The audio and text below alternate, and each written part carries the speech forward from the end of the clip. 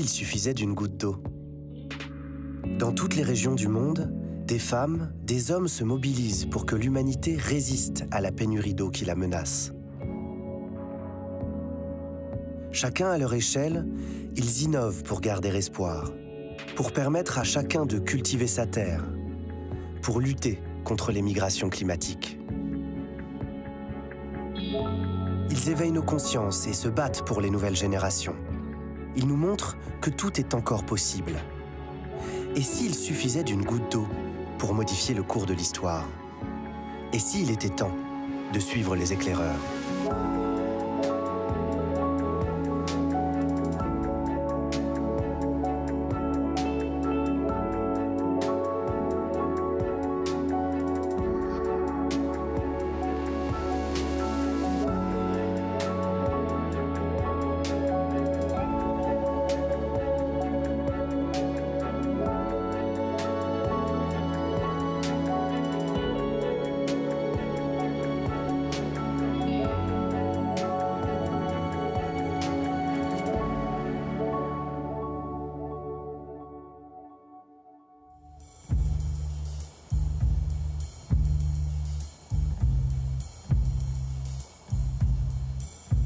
À 8000 km, en Afrique du Nord, un agronome français se bat contre la sécheresse.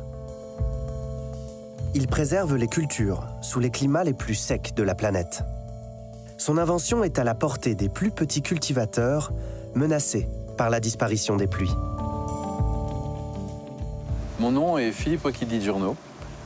Je suis l'inventeur de la technologie Polyterre qui permet d'économiser jusqu'à 80% d'eau, 30% de fertilisants, voire plus, mais surtout de pouvoir cultiver sous tout type de sol, tout climat, dans le monde entier.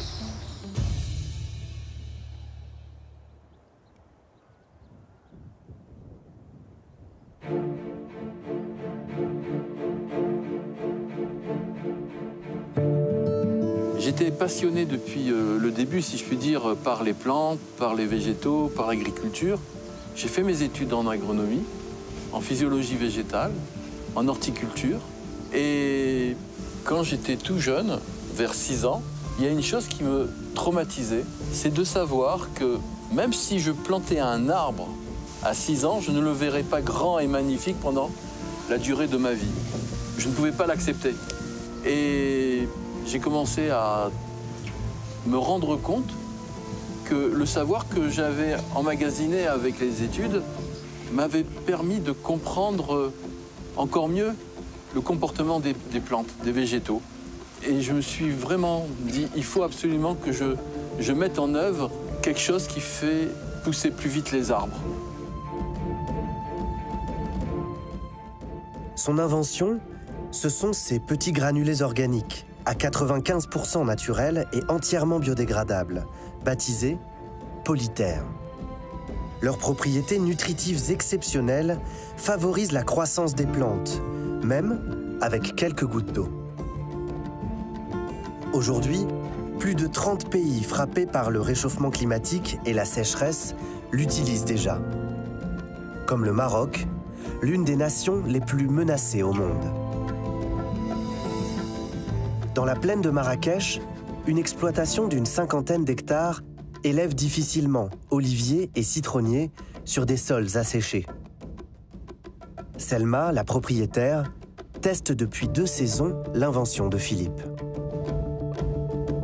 On a planté il y a à peu près 2 ans et demi. Très bien. Il y a 3400 arbres qui ont été plantés. Ouais.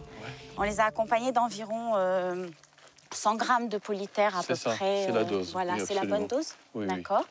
Et là, on a des résultats, mais alors spectaculaires. Regardez le nombre de fruits qu'il y a dans cet arbre. Ah oui, mais attendez, ça c'est des arbres qui ont minimum 6 ans. 6 ans, oui.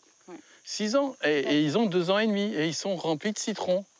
On a des arbres qui sont bien structurés. C'est ça, exactement, les troncs sont magnifiques. Des beaux troncs, une belle envergure.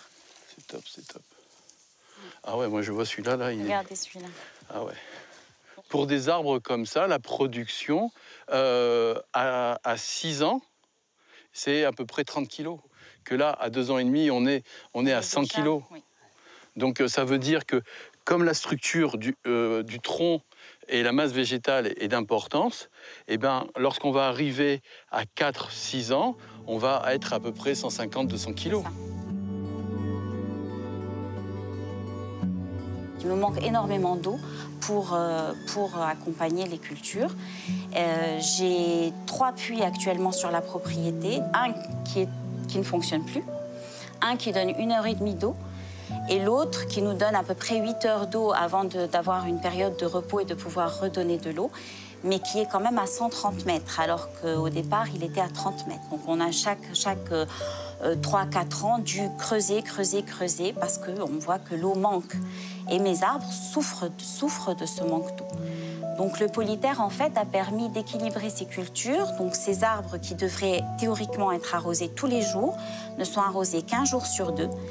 Et en dépit de cela, on a une croissance qui est absolument exceptionnelle sur ces arbres. Ce sont des arbres qui ont aujourd'hui, au bout de 2 ans et demi, une taille quasi égale à celle qu'ils auraient eue en 5 ans, bien arrosés et sans polyterre.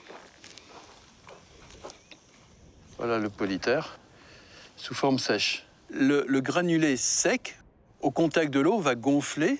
Et au moment où c'est gonflé, les racines vont pénétrer à l'intérieur et s'associer réellement avec le polyterre. Donc il y a réellement une sorte de symbiose qui se crée.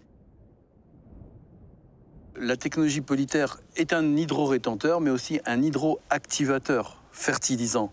Ça reste de l'eau solide. Mais il y a les éléments nutritifs à l'intérieur, en quantité, et la masse racinaire augmente de 5 fois par rapport à une plante qui n'a pas reçu du polyterre. Grâce à ça, on a la possibilité, même dans des endroits où il y a très peu d'eau, de pouvoir faire des grandes cultures et une gamme de végétaux beaucoup plus large que possible. Les apports en eau sont juste à disposition de la plante et il n'y a aucune pratiquement de perte qui se fait dans le sol.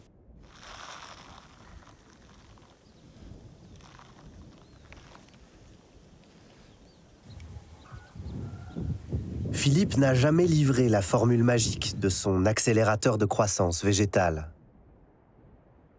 Il ne veut pas que son invention tombe aux mains de l'agro-industrie et de l'agriculture intensive. L'agronome a un idéal. Évidemment que plus je vais vendre de polyterre, plus je vais gagner d'argent, mais ce n'est pas mes intérêts, parce que la sécurité alimentaire, je dirais même l'indépendance alimentaire, c'est maintenant. Le dérèglement climatique, on le vit maintenant. Et le but, c'est de fédérer des chercheurs, des agronomes, des gens de bonne volonté, des investisseurs, pour créer réellement un nouveau pan de développement. Parce qu'il est urgent qu'on fasse une agriculture raisonnable, raisonnée et pérenne.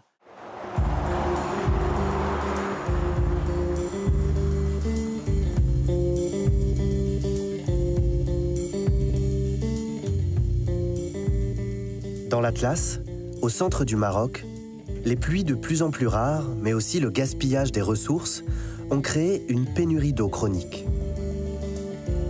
Une région où Philippe met son invention au service de l'urgence climatique. Avec son distributeur marocain, Saber, il vient visiter le gérant d'un grand domaine agricole, Amine. Il s'est lancé, malgré les sols rocailleux, dans la culture d'arbres fruitiers. Ça fait plaisir, je ne savais pas. Ah ben, vous voyez, ça fait plaisir. On va regarder un petit peu tout ça, mais déjà, rien qu'on arrive, c'est extraordinaire.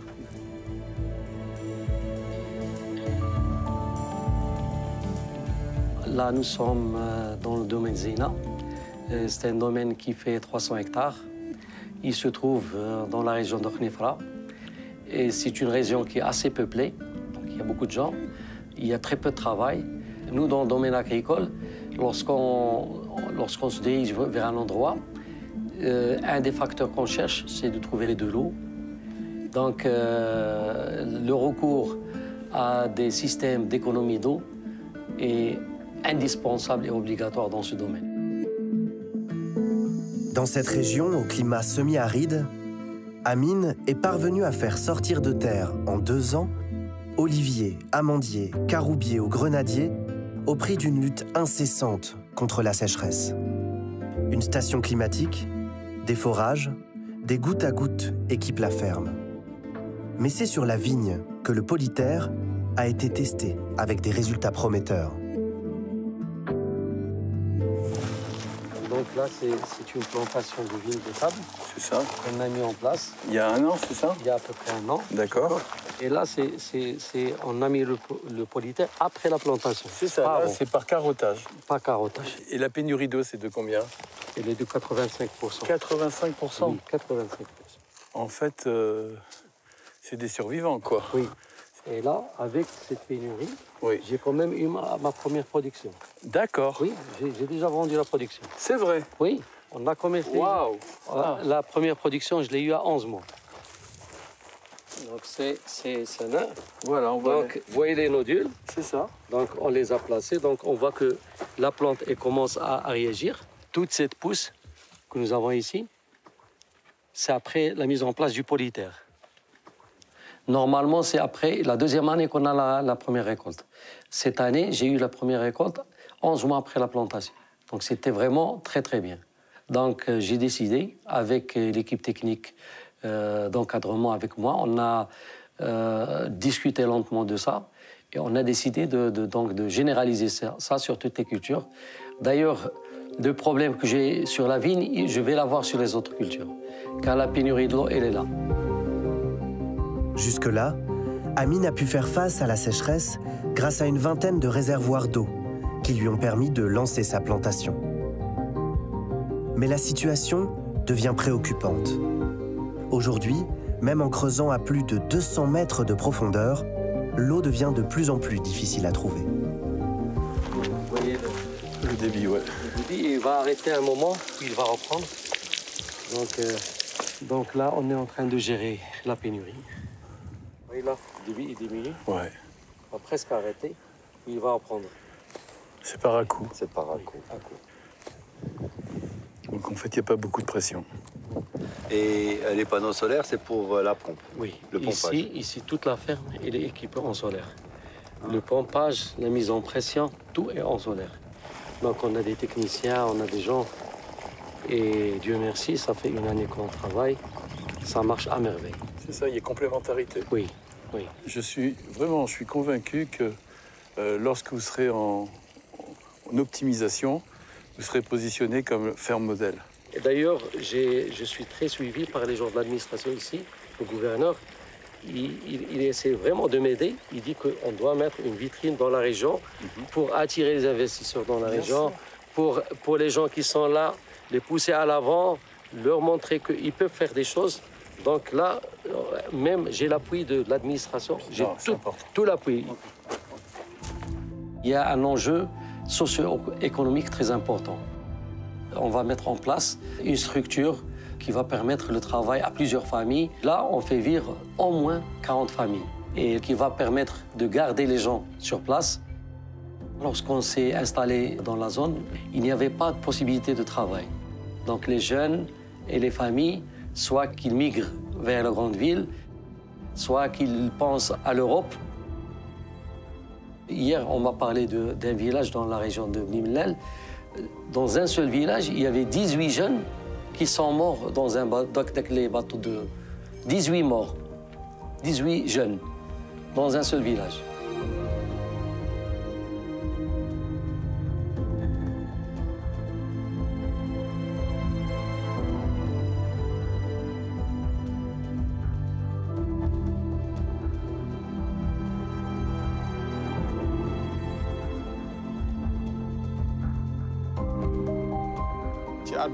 En ce moment, dans le monde, dans certains pays, les gens connaissent le dérèglement climatique. Ça cause d'énormes ravages. Donc préserver l'eau, c'est très important. Babacar, en fait, c'est un vrai personnage. Parce que bon, il était dans l'armée sénégalaise, après il s'est mis rapidement en retraite pour développer des cultures dans des zones qui étaient considérées comme impossibles, c'est-à-dire que c'était une montagne de roches de fer. Il a la même volonté et la même utopie que moi, c'est de démontrer que on peut créer de la richesse, même si vous pensez au départ qu'on ne peut plus rien faire.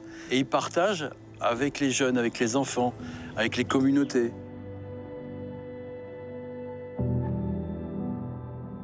Quand même, les enfants, c'est eux les porte-voix de l'avenir.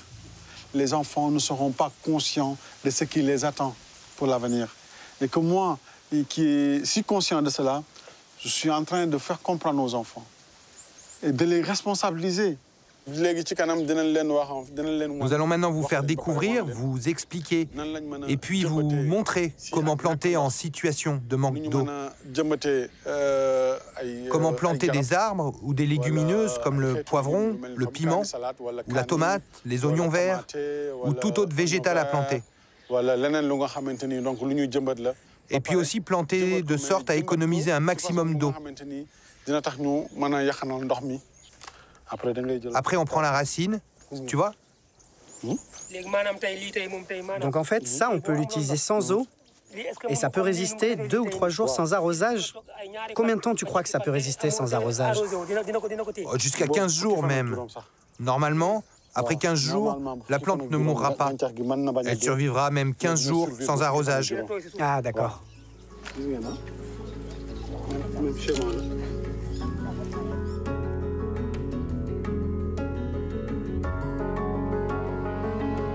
Dans plusieurs villages au Sénégal, les responsables, les chefs de village et tout ça disaient que depuis qu'il y a le polyterre, les jeunes reviennent au village. Parce que c'est plus ingrat de faire de l'agriculture. C'est rentable. Ils font vraiment de l'argent. Le piment, ça gagne beaucoup d'argent. La pastèque, ça gagne beaucoup d'argent. Donc, réellement, ils deviennent des entrepreneurs. Ce n'est pas des agriculteurs sans le sou. Et ça, c'est génial.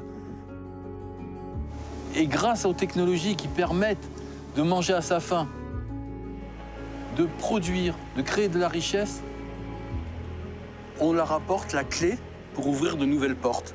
Et pour moi, c'est crucial. Donc si je peux permettre de créer ces nouvelles portes pour l'avenir et le bel avenir de l'Afrique, eh ben, je suis le plus heureux des hommes et j'ai fait mon travail.